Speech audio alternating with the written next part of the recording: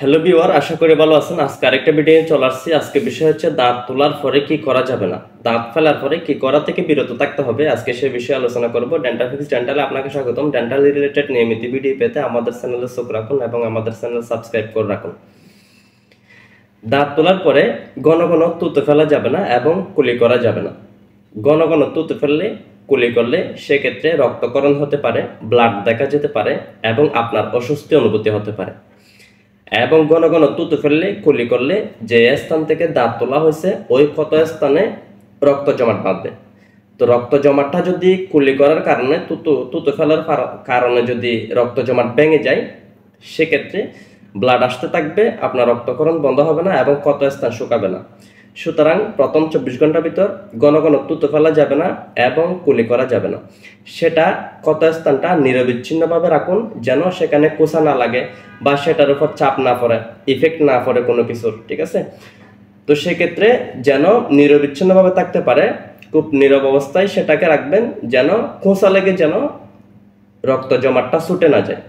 সেক্ষেত্রে ঘন ঘন কুলি করা যাবে না এবং তুতো ফেলা যাবে না। এবং 24 ঘন্টার ভিতর শক্ত খাবার এবং গরম খাবার খাওয়া যাবে না। শক্ত খাবার খাওয়ার কারণে যদি কোঁচা লেগে রক্ত জমাট ছুটে যায়, সেক্ষেত্রে আবার ব্লাড আসার সম্ভাবনা থাকতে পারে। শক্ত খাবার খাওয়া যাবে না এবং গরম খাবার খাওয়া যাবে না। গরম খাবার খেলে আপনার অস্বস্তি লাগতে পারে বা তীব্রতা লাগতে পারে, অস্বাভাবিক লাগতে পারে।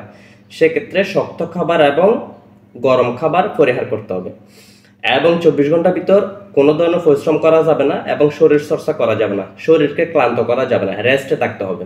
এবং এটার উপর কোনো ইফেক্ট পরের মতো কোনো কাজ করা যাবে না। সেক্ষেত্রে যদি এটার ইফেক্ট পড়ে বা রক্তক্ষরণ হলে, রক্ত জমাট ছুটে গেলে, সেক্ষেত্রেও শুকাতে সময় লাগবে বা দেরি হবে। তো 24 ঘন্টার ভিতর শরীর চর্চা করা যাবে না, পরিশ্রম করা যাবে না, কোনো কিছু শক্ত কোনো কিছু, কোনো কাজ, ভারী কোনো কাজ করা যাবে না। এবং যদি ধূমপানের অভ্যাস থাকলে, মদ্যপানের যদি অভ্যাস থাকে, সেটাও পরিহার করতে হবে। তাইলে শুরুতে হচ্ছে ঘন ঘন কুলি করা যাবে না, তুতো ফেলা যাবে না এবং শক্ত গরম খাবার খাওয়া যাবে না, পরিশ্রম করা যাবে না, ভারী কোনো কাজ করা যাবে না এবং ধূমপান এবং মদ্যপান থেকে বিরত থাকতে হবে। আশা করি বুঝতে পারছেন। দাঁত তোলার পরে এসবগুলা করা যাবে না, এসবগুলা করা থেকে বিরত থাকতে হবে। আশা করি বুঝতে পারছেন। এতক্ষণ সাথে থাকার জন্য ধন্যবাদ। আসসালামু আলাইকুম।